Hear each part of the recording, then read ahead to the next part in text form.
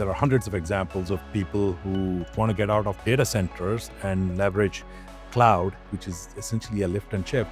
And all that they did was they migrated their tech debt and functional debt from on-prem to cloud. The old approach to modernization, migrating workloads to the cloud without rethinking architecture, was never designed for the AI era. Today, AI demands not only more compute, but better governed, more adaptive systems. True transformation demands re-architecting both application logic and data architectures to replace rigid legacy structures with a flexible, modern data foundation that is built for the rapid pace of change.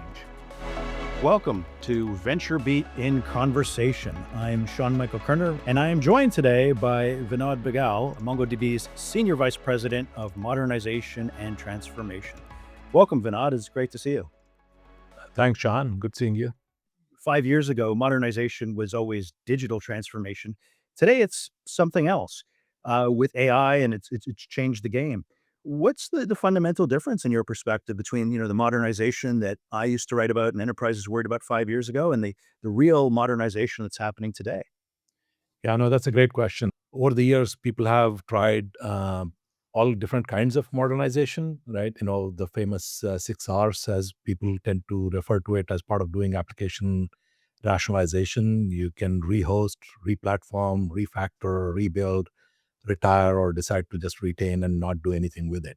So that was the sort of a broad umbrella of so-called modernization.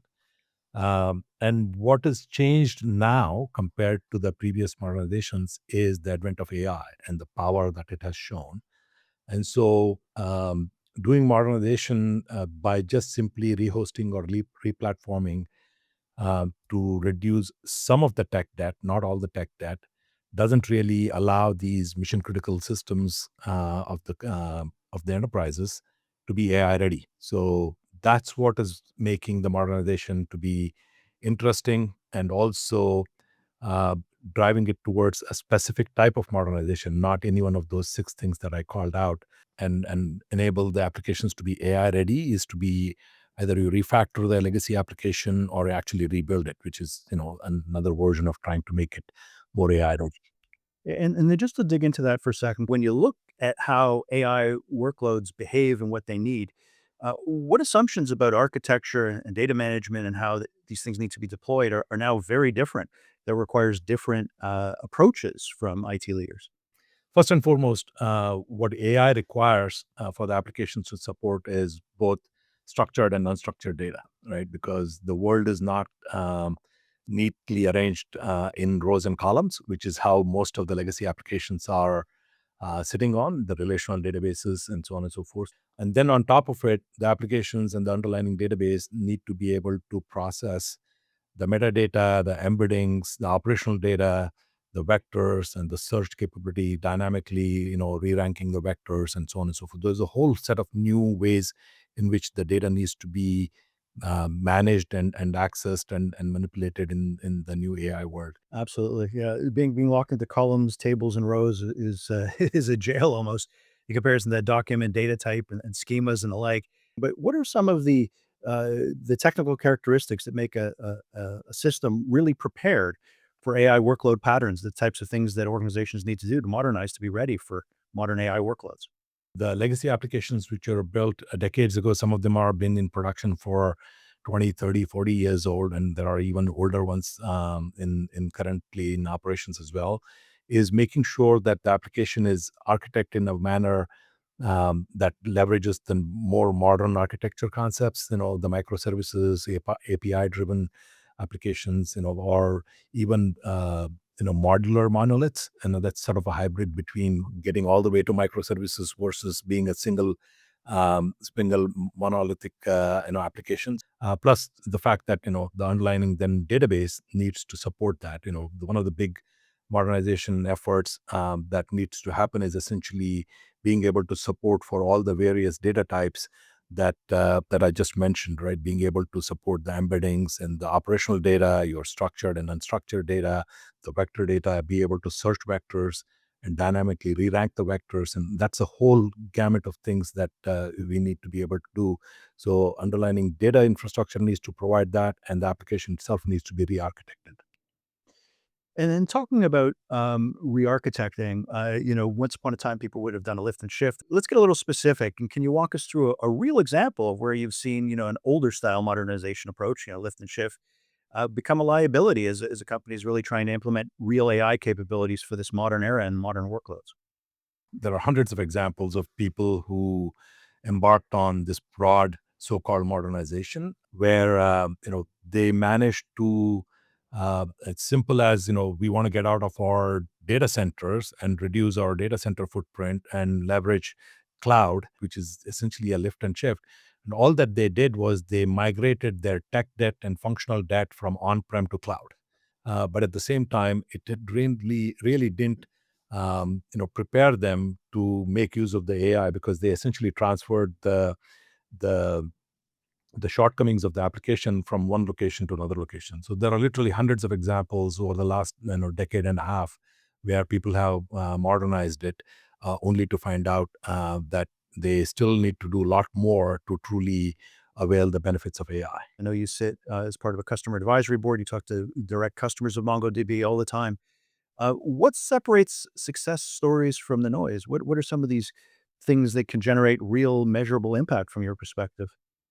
In my mind, the single overarching measure of success for modernization is that did you actually put a new modernized application into production? You can, recode faster, use LLMs to an extent, and be able to, write new application code. But that doesn't in itself make sure that the new application has all the functional integrity of the old business logic that is sitting in the legacy application. And it also doesn't necessarily mean that the entire end-to-end application can be put into production. So the overarching measure for me is whether you've been successful in modernizing it or not is being able to put the new modernized application into production, and it's done on time and on budget. What can organizations do to, no pun intended, amp up their modernization efforts as they're looking to get into the modern AI workloads, support those modern AI workloads? AMP came from that simple, question like, how do we enable our customers' core applications become more AI enabled and make use of the power of MongoDB, which would be the underlying database for it.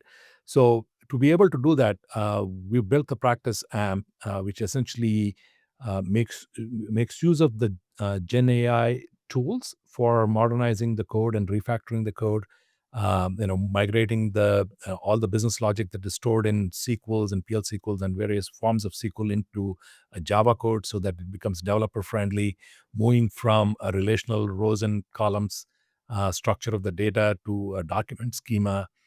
All of that is, we built Gen AI assisted tools to modernize that quickly.